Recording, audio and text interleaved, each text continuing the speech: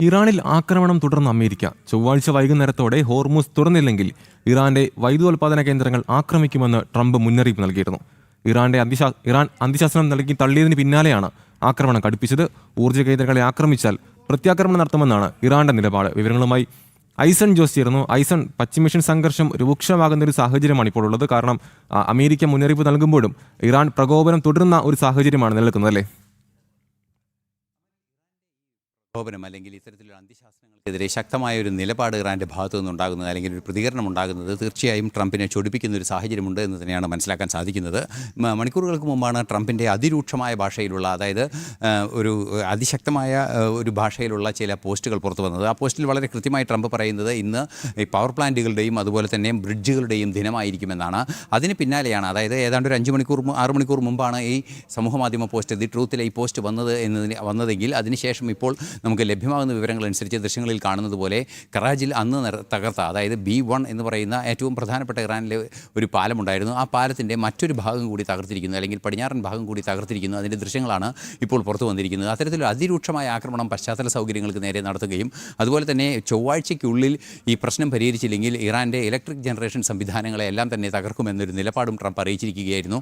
ആ ആക്രമണങ്ങൾ ആരംഭിച്ചിരിക്കുന്നു, ബ്രിഡ്ജ് തകർത്തതും അതുപോലെ തന്നെ അത്തരത്തിലുള്ള പശ്ചാത്തല സൗകര്യങ്ങളെ കൃത്യമായി ലക്ഷ്യം വയ്ക്കുന്ന ഒരു നീക്കവും ട്രംപിൻ്റെ ഭാഗത്തു നിന്ന് പ്രാഥമികമായി ഉണ്ടായിരിക്കുന്നു എന്ന് തന്നെയാണ് മനസ്സിലാക്കാൻ സാധിക്കുന്നത്. ദൈവത്തോട് പ്രാർത്ഥിക്കുക, ദൈവത്തെ വിളിക്കുക എന്ന ഒരു ഭീഷണിയുടെ അല്ലെങ്കിൽ ഒരു മുന്നറിയിപ്പിൻ്റെ സ്വരത്തിൽ തന്നെയുള്ള കൃത്യമായൊരു നിലപാട് ട്രംപ് തൻ്റെ സമൂഹമാധ്യമ പോസ്റ്റിൽ പങ്കുവച്ചതിന് പിന്നാലെയാണ് ഇത്തരമൊരു സംഭവവികാസം ഉണ്ടായിരിക്കുന്നത്. അതേസമയം നേരത്തെ നമ്മൾ സൂചിപ്പിച്ചതുപോലെ ചൊവ്വാഴ്ചയ്ക്കകം ഈ ആക്രമണം നിർത്തിയില്ലെങ്കിൽ കടുത്ത നടപടി ഉണ്ടാകുമെന്ന് ട്രംപിൻ്റെ ആ നിലപാടിനെ ഇറാൻ തള്ളുകയും ചെയ്തിട്ടുണ്ട്. ഈ ഒരു പശ്ചാത്തലത്തിൽ കൂടിയാണ് അതിശക്തമായ ഒരു ആക്രമണം വീണ്ടും ഉണ്ടായിരിക്കുന്നത്.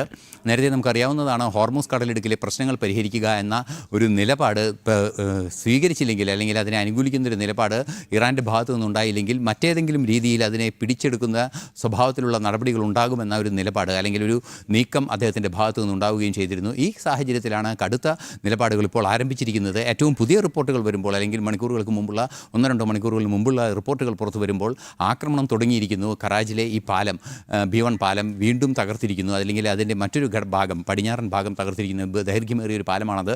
ആ പാലത്തിൻ്റെ പടിഞ്ഞാറൻ ഭാഗം തകർത്തിരിക്കുന്നു എന്ന റിപ്പോർട്ടുകളും ഇപ്പോൾ പുറത്തു വരുന്നത്, ദൃശ്യങ്ങളും പുറത്തു വരികയും ചെയ്യുന്നത്.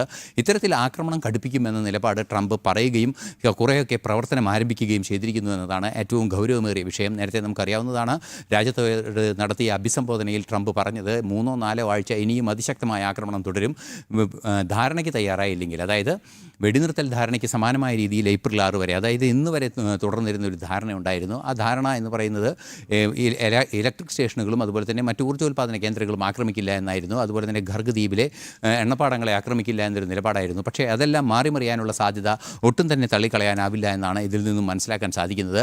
കടുത്ത രീതിയിലുള്ള ആക്രമണം ഇറാനിൽ അമേരിക്ക തുടരുകയാണ് എന്നാണ് അറിയാൻ സാധിക്കുന്നത്. വ്യക്തമാണ്. ഐസൺ ജോസ് ആണ് വിവരങ്ങൾ പങ്കുവച്ചത്.